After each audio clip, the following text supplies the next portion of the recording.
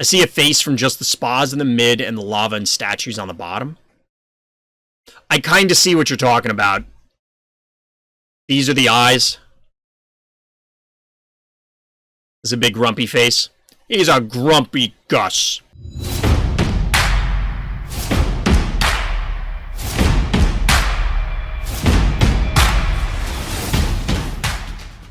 Welcome back, everyone, to Random's Thoughts. We have a brand new map in the pool, and you can see it right above me up there. It's Vile Vortice number 11. We're going to break it down, so let's jump in.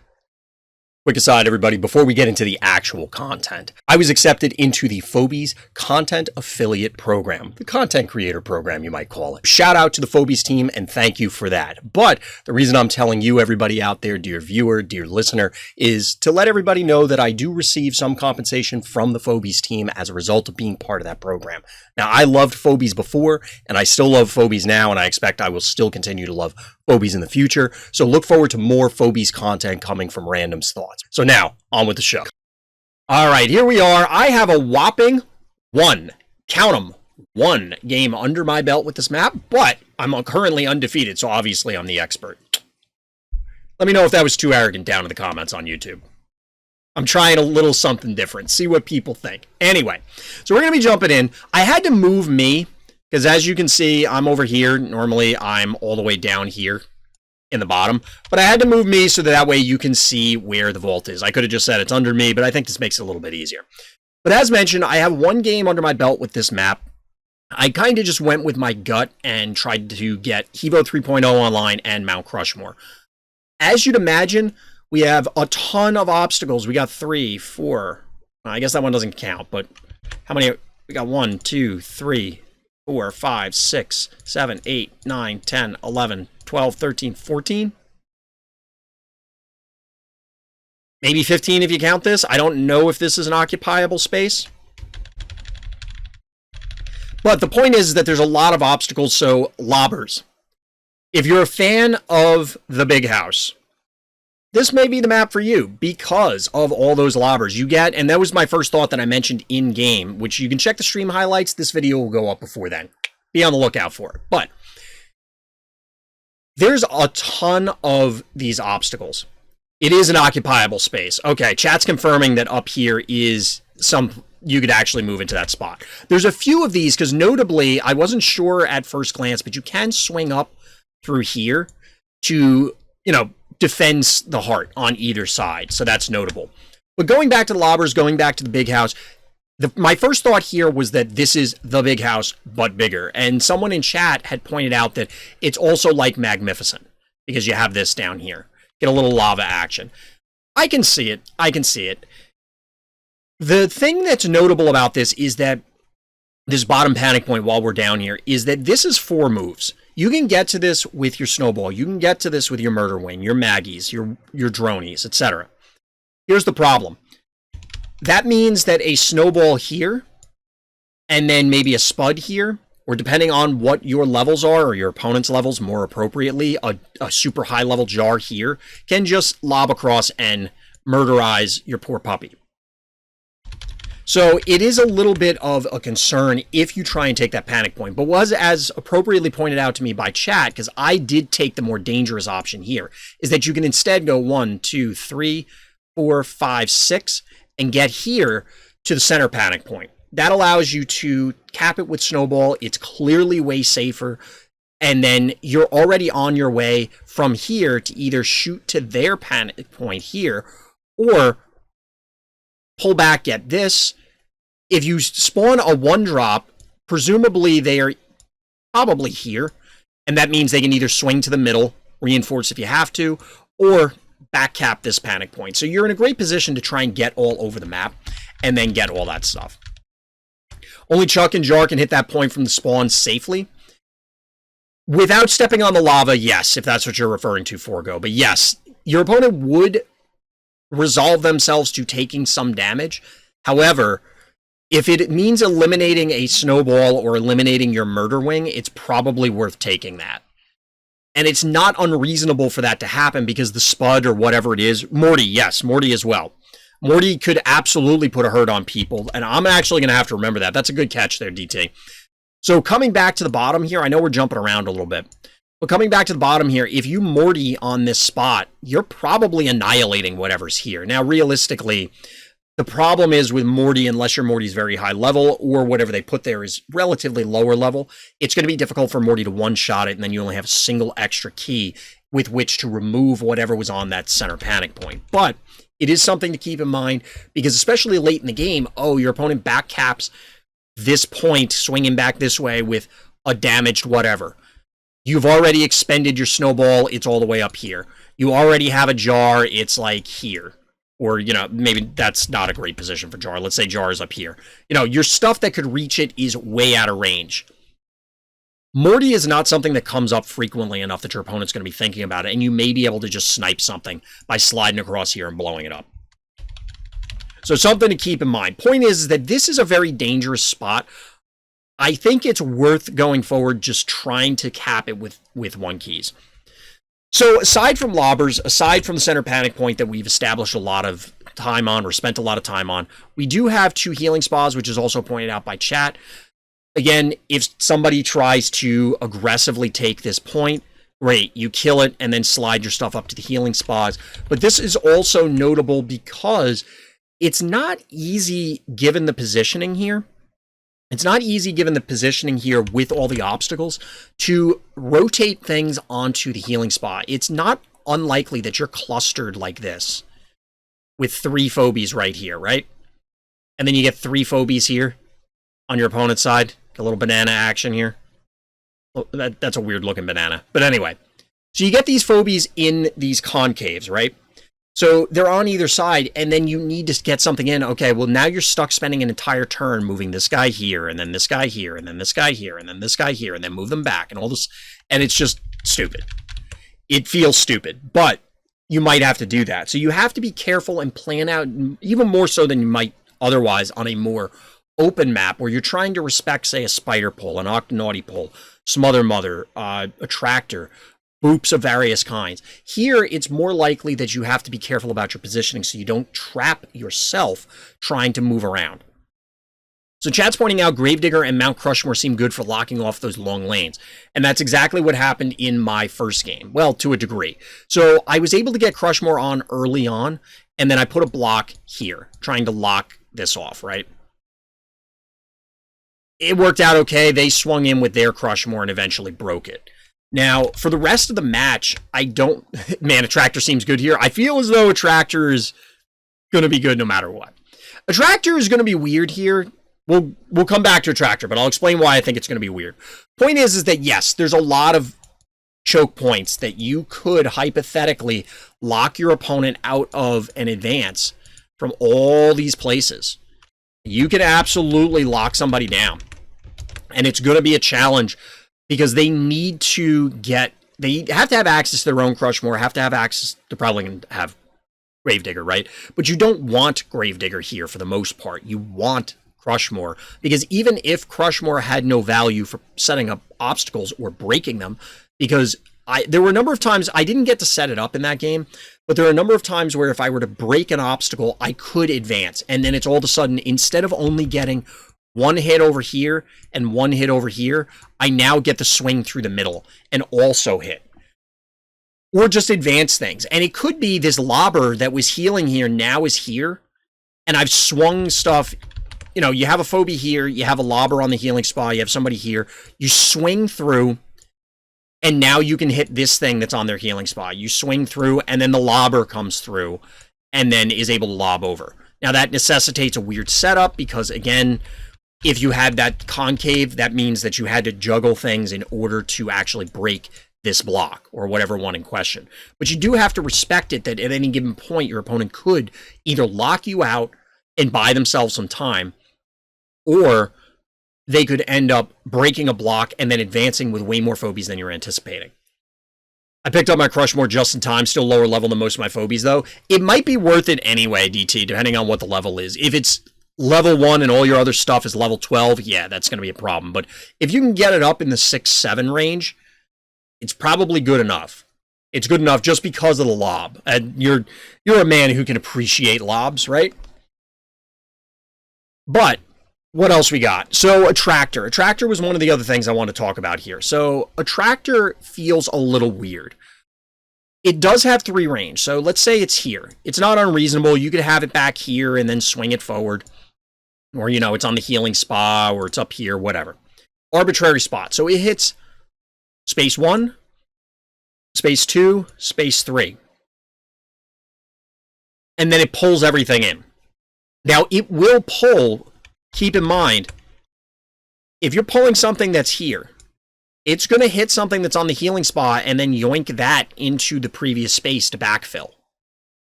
Now, if there's something also here, I'm not sure which one takes precedence, full disclosure. But I don't really know how any of the boops or yoinks work anyway. They always find a way to mystify me. Still waiting on somebody to test all that because I haven't had time. But getting back to this, if we look at a tractor, I don't know. I expect a lot of things to be clustered, but I don't know how much value you're going to get out of it unless you have Hevo 3.0, Klepto, insert other AoE thing in order to then, LOL, full disclosure, no pun intended.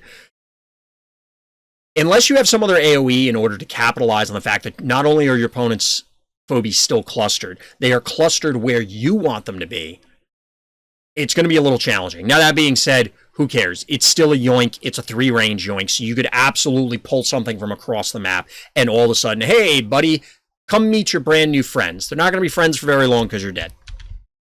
So, a tractor's still going to be good, just I don't know that it's going to have as much value on this map. We'll have to see. So we covered lobbers. Obviously, boops and yoinks relate to the attractor discussion, so you can kind of lump them in. I did try and get Spider going, never did actually get it on the board. We covered all of the 2 Construction Brothers. Poison kind of follows from the healing spa discussion. I don't really like poison in general, but that being said, because of the juggling that's required and the tendency to cluster, I could see Noxious have a lot of value on this map because Noxious clearly has the mobility to just ignore all of these. Like, who cares? I'm getting in there and I'm puking on all your guys. And once you puke on all their guys, yes, again, there is a healing spa, so they can heal, but it's going to be very difficult. This is a map, and maybe Bluelian is supposed to be the answer for Noxious, but this would be a great Bluelian map, I think, because you can set up where your opponent can almost never invade you. Think about the cooldown on Bluelian, and then imagine if you had a healing spa here, here, here, here, and just set up this concave forward. It just feels like, you're just not ever... You could dive something, but then all of your other opponent's stuff is going to be at full health basically forever. I could see Bluelian putting in a lot of work, plus it has a burrow movement, so it can also somewhat ignore the terrain. Burrowers in general probably have additional value, so your Moly Bullies, your Smother Mothers, obviously Bluelian, it could be very, very notable. All right, so what else is notable about this map, chat? I don't know that you really care about doing, say, Honey Bear or Charon or something like that, because it's not going to... Yes, thank you, Taco. That was something I wanted to talk about. I almost forgot. But the Honey Bear Charon thing, it's whatever. I mean, it could come up. It could come up. I imagine Honey Bear more than Charon, because you're probably not going to need to turn off the lava for all that long. But so chat pointed out something that I wanted to make sure that we brought attention to because I almost forgot, and that's line attackers. Line attackers could absolutely get a lot of value. Obviously, Beauty, flying. You could easily sit Beauty on top of any of these and then just go pew, pew, pew, lasers, pew, pew, pew, lasers, and just annihilate things. Blastomatic to a degree as well. Puff has a line attack, I believe, although I literally haven't seen Puff in game. I know it exists, but I haven't seen it. Point is that the line attacks are going to be able to set up firing lanes because you do have these long corridors where your opponents, and they can't really get away from it without ceding a lot of ground, right? So if they try and back off, what are they going to do? Stand in the lava to avoid it, or back off all the way into the corner up here, which, we talked about this is an occupiable hex. If they do that, they give up this whole set of terrain. So I just don't picture your opponent being willing to do that. For the most part, they're it's going to force them into an awkward position, damned if they do, damned if they don't. So I think line attackers will have a lot of value here. As mentioned earlier, this feels like a much, much larger Big House map. Now, you weren't likely to see Beauty or Blastomatic on those maps because small map, but here you're absolutely going to have the keys, and your opponent typically is going to get at least one, as many as three. I'm not going to bother doing like counting up because there's too many combinations of what would constitute a big phobie, but 1 to 3 is probably reasonable. You know, a like sizable phobie. And Beauty and Blastomatic absolutely fit that bill. Map chat. We didn't talk about this within the context of Gravedigger and Crushmore, but I really should bring it up. Gargles could be hilarious on this map. Not strictly for like, oh great, I capped this point, I hold it down for a few turns. It could just be I lock you out for a few turns or split your forces. So let's say you have a Gargles here and your opponent has Phobies here and here. How that scenario would happen, I don't know. We're just calling it a hypothetical. You swing the Gargles, depending on where their positioning are, because, you know, you might have to take the scenic route. But if you can get the Gargles back here and block their retreat, you can pin Phobies. It's more likely that they're going to have, like, one forward, and then you swing forward. Gargles here, lock them in. I think that could actually put in a bit of work. I don't think Resurrect Phobies matter too much here, at least not any more than they would normally. Damage buffers with lobs, I could see that. I could see that because you can absolutely get a Gonzo somewhere back here. And then either the jar is in range, the various lobs are in range. You could, even if you have the Gonzo back here and then it just moves up and then buffs something in front of it so that way it gets multiple buffed damage attacks. There's a lot of mean things that you could do to your opponent. So aside from that, I mean, there's the obvious big high-end things. You know, a Mildred, it's a lob. That would probably be very good here. A lot of things are going to be clustered. Brony's going to be weird because there's going to be a lot of stuff that gets blocked by, you know, the 7 billion obstacles that are here. But at the same time, you do have, like, it kind of wraps around things to a degree, so you can absolutely go, you know, 1, 2, 3 and Brony something back here. You can't line of sight block it with opposing Phobies, or your opponent can't block your Brony with their Phobies, you know, if they have them stacked. It's just going to turn them off, so you might be able to engineer something with Brony. Trap Phobies could have value here because there's a lot of choke points. Your opponent's likely going to have to interact with traps at a certain point. Plus, if you're fighting over, there's 3 center panic points that you could be fighting over. So if that's the case, you could pick any of them, trap it up, and then your opponent's going to get tagged at some point, and that will add up, even if it just means they need to take a few turns off in order to get to the healing spot. So the other point I wanted to bring up is heart punching. I initially don't think it's really going to be a thing on this map, but Moai initially to me appeared as though it was going to be easy to defend and difficult to siege. It has turned out to be the exact opposite, where the plethora of obstacles around the heart on Moai meant that it was actually difficult to squeeze in enough defenders to interact with all the attackers. And obviously the attacker had first action advantage because they knew they were going heart. You had to decide, well, are they going heart? Can I overcommit to defense? If I don't commit enough, I die. If I commit too much, they can just rotate and either kill my stuff or just fan out on the rest of the board. However, on this map, I don't know. You can squeeze in a little bit easier, I think, because as we mentioned, you can slide up here. I can't wait to figure out how to heart rush. I'm curious to see what happens. It just feels like you can get more here. More defenders, that is. Maybe that won't be the case. Maybe it still will be problematic to defend. But it is a long haul to send somebody over here.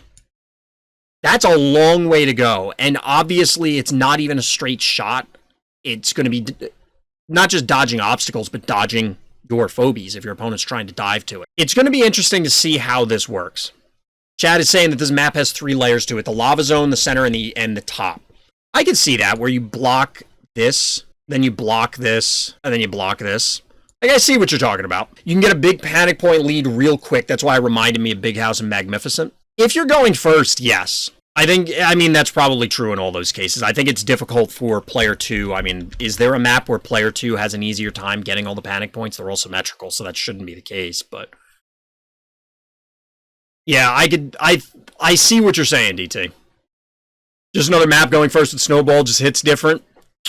That's how it is. That's how it is. All right, I think that does it for the initial impressions for Vile Vortice number 11. I am curious if we're going to get the other 10, almost said 11, Vile Vortices showing up. Or maybe we'll get a 12. Or maybe we'll just move to other maps. We do have that Halloween update coming, so we'll have to keep that in mind. But for now, that's going to do it. So as always, everybody, thank you for listening. Thank you for watching. And Black Lives Matter.